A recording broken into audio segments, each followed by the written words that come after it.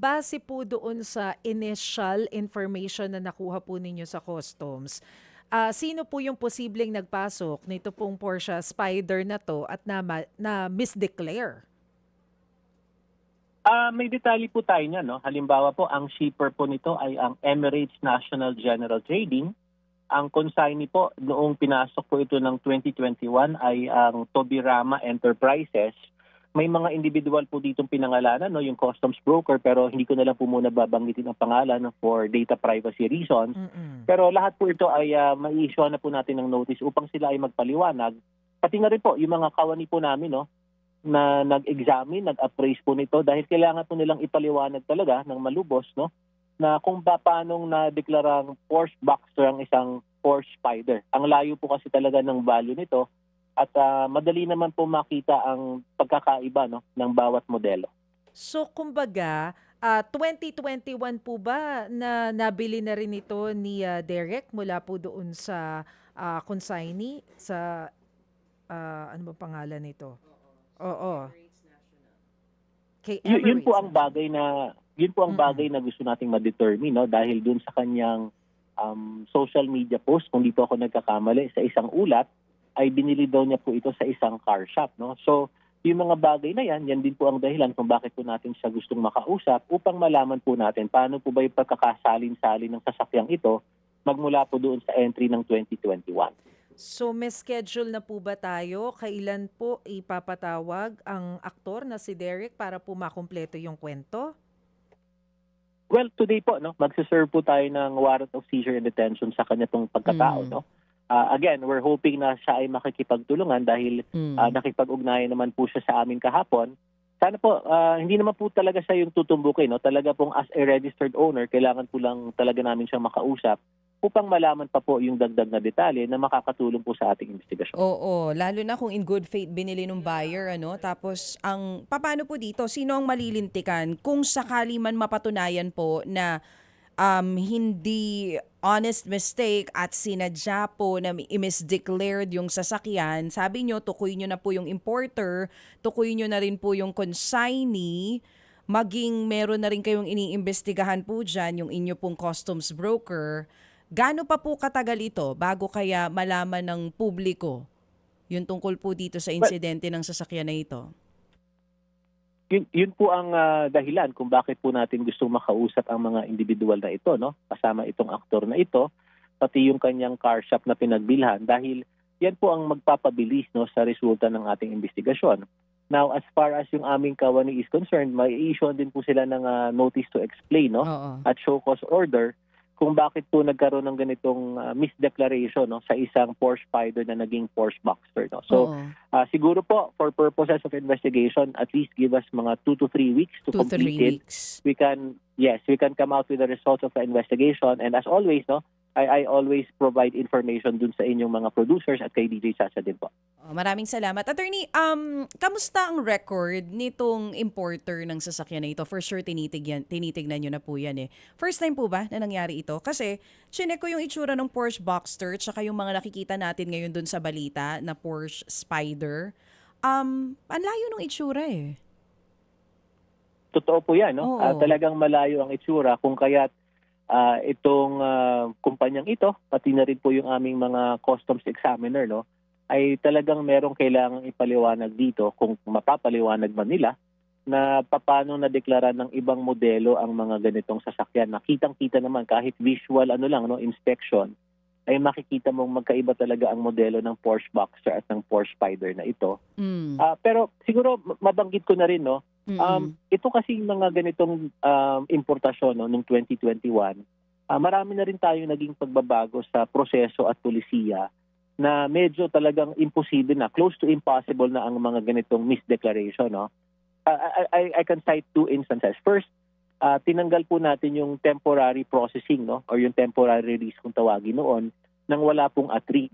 Ngayon po, para po mailabas ang mga ganitong importasyon, talaga pong nire-require na po natin yung atrig kung tawagin. Ito po yung Authority to Release Imported Goods na ini-issue po ng BIR bilang patunay na nabayaran ang tamang buwis sa mga importasyon na ito. Ikalawa po, nilunsad na po natin yung electronic certificate of payment, 'no, Pagmula po dun sa importasyon, ang port po ay magpapadala ng isang electronic at digital copy ng Certificate of Payment patungo po sa LTO na nilalaman na po lahat po ng ito, no? Yung valuation, yung tamang modelo, at hindi po ito basta-bastang mababago. So, kung meron po kaming kawani na magpapadala ng isang digital copy na mali-mali po yung kanyang deklarasyon doon, ay mas madali po nating mahuhuli ngayon dahil kitang-kita na po yung digital footprint sa kanilang electronic certificate of payment. Sa pamamagitan po ng dalawang ito, medyo mahihirapan na po yung mga ganitong kalakaran na nag-iiba po yung deklarasyon sa papel kapag nire-rehistro na po sa LTO sa mano-manong pamamaraan noon.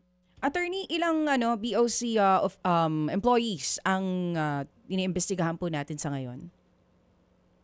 Titingnan ko po yung listahan, DJ Chacha, no? Sige Pero po. baka, kung di po ako nagkakamali, baka 2 to 3 individuals po ito from yung examiner saka yung appraiser, pati po yung nag-stencil po. No? Kasi hindi naman po pwedeng nag-stencil sa ng ibang sasakyan tapos iba po yung lumabas na sasakyan sa port po natin. Parang ang hirap naman pong paniwalaan. No? But again, we don't want to preempt the investigation. Yeah. We have their identities and we will conduct our own investigation on the matter. At titiyakin po namin, no, pananagutin po natin kung meron mang partisipasyon ng aming kawani. Pero yun nga, no, sa papel mukhang talagang meron kasi ang hirap paniwalaan na hindi nila alam, no, na ibang modelo ang kanilang ipinapasok at ina-appraise sa pagkakataong ito. Pero dun sa registration sa LTO, ano nakalagay? Boxster or Porsche Spider?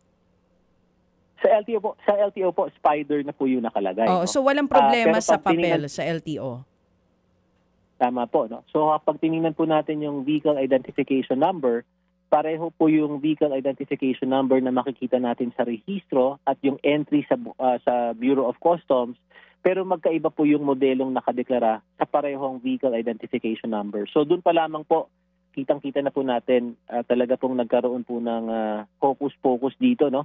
Na iba yung pumasok na sasakyan, iba rin po yung inirehistro sa LTO upang obviously, no, makaiwas sa pagbabayad ng tamang duties and taxes. Oh. Pagka ganun, meron din kailangang imbestigahan sa LTO? Nabanggit naman po ni ASEC Marcos Lacanilaw kahapon, no, na lahat ng dumaan sa papel na dumaan sa kanilang tauhan, no, upang marehistro ito, considering na meron pong discrepancy sa certificate of payment, ay kanila din pong sisilipin, no? At kung may pananagutan man, sila rin po ay mag-i-implement ng disciplinary action. But again po, siguro po mas magandang LTO na po ang sumagot sa tanong na po. Oo. Ito pong mga importers and consignees, kung mapatunayan talaga once matapos po yung investigation nyo na misdeclared, paano po yun? Pagbabayarin lamang sila? Yun lang po yung penalty nila? Babayaran nila yung totoong buwis dapat? Aside from that, meron pa po bang iba na penalty? Ay definitely po blacklisted na po itong mga to, no. At ikalawa po, nagpapatupad po si Commissioner Ariel Nepomuceno ng patakaran na kapag ang isang kumpanya ay nasasangkot sa mga ganitong smuggling activities, no, pinapakondak po niya yung post-clearance audit sa lahat po ng transaksyon ng kumpanyang ito upang makita po natin kung above board ba o lahat ba ng transaksyon ng kumpanyang ito ay may pagkakamali.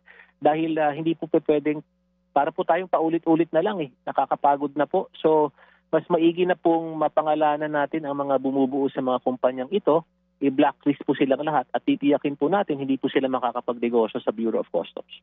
Will you make that public after 2 to 3 weeks po? Kung sino-sino po yung mga involved talaga dito? Opo, we can provide the results of the investigation after the completion. Mga kapatid, patuloy po kayong tumutok sa 105.9 True FM para sa totoong balita, impormasyon, music and entertainment. Mag-subscribe sa aming YouTube channel at podcast at sundan nyo kami sa Facebook, Instagram, X at TikTok sa True Network PH. Bisitahin din po ang aming official website, truefm.ph. At panoorin din kami sa True TV Signal, Channel 19. Kami po ang 105.9 True FM. Laging true sa'yo, kapatid.